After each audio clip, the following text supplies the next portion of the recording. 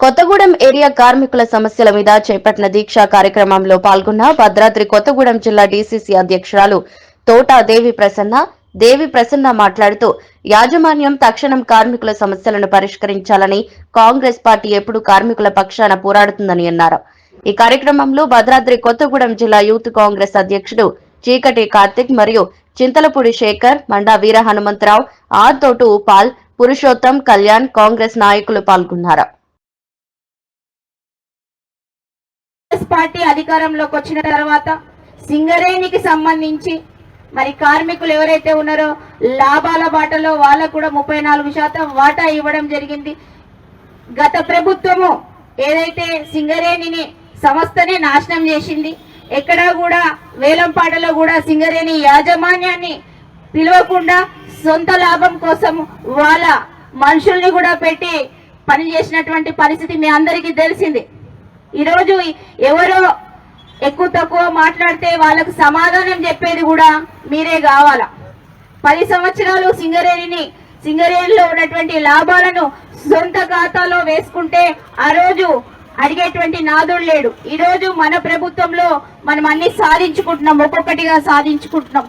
అందులో ఐఎన్టీసీ కార్మికుల పక్షాన పోరాటం చేయడానికి సిద్ధంగా ఉంది.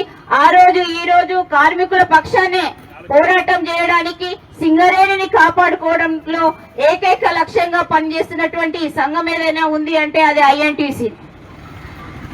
ఇంకా ఇక్కడ ఉన్నటువంటి సమస్యలు ఏదైతే ఉందో మీరు 6 అంశాలు తీసుకున్నారు. మరి మీ ఏరియా ఉపాధ్యక్షులు రజా గారి ఆధ్వర్యంలో ఒకరోజు నిరసన కార్యక్రమంలో మీరు తీసుకున్నటువంటి 6 అంశాలు ఏవైతే ఉన్నాయో అవన్నీ కూడా న్యాయమైనవే. అవి ఎక్కడ దాకానో పోక్కర్లే, ప్రభుత్వం కాదు, కింద స్థాయిలో ఉన్నటువంటి సింగరేణి యాజమాన్యం తీర్చాల్సినటువంటి సమస్యలు. వాళ్ళేమో ఏసీ గదులలో కూర్చుంటారు, మనమేమో క్యూలో నిలబడి ఆయా సారు అన్నా కూడా పట్టించుకోలేనటువంటి పరిస్థితి. కాబట్టి ఈ సమస్యలు ఏవైతే ఉన్నాయో అండర్ గ్రౌండ్ లో చేసేటువంటి జనరల్ అసిస్టెంట్లు ఎవరైతే ఉన్నారో వాళ్ళని సర్ఫెక్స్ లో తీసుకోమని అనడంలో న్యాయమైనటువంటి అంశమే. కాబట్టి తప్పకుండా అది తీర్చాల్సినటువంటి బాధ్యత యాజమాన్యానికి ఉంది. అదేవిధంగా డిప్యుటేషన్ మీద సత్తుపల్లికి ఇతరత్ర మనుగూరుకి పంపించినటువంటి కార్మిక సోదరులు ఎవరైతే ఉన్నారో ఇక్కడికి తీసుకోవాల్సినటువంటి పరిస్థితి ఉన్నది. కాబట్టి అవన్నీ కూడా న్యాయమైనటువంటి పోరాటంలో ఉన్నటువంటి అంశాలే. కాబట్టి తప్పకుండా యాజమాన్యం దిగువ ఖచ్చితంగా నెరవేరుస్తుందని మీ అందరికీ కూడా కాంగ్రెస్ పక్షాన హామీ ఇస్తూ ఈ కార్యక్రమానికి మరి అధ్యక్షత వహించినటువంటి రజా గారికి అభినందన తెలియజేస్తున్నాను. జై ఐఎన్టీసీ.